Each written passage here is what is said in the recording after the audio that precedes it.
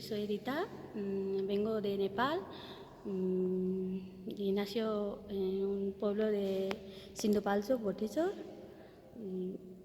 Llevo 4 años, desde 4 años vivo aquí en Arasate. Y estoy participando en un taller de Videan hace 3 años, aprendiendo cosas de taller, rodamentos, juguetes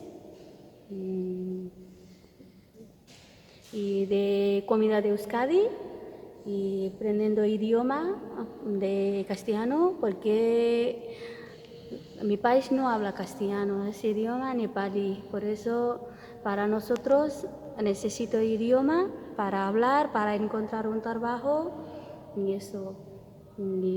Quiero estar aquí en Euskadi, pero quiero ir a mi país para visitar mi familia y eso sí, pero quiero estar mi vida aquí en Euskadi. Estoy súper contenta aquí.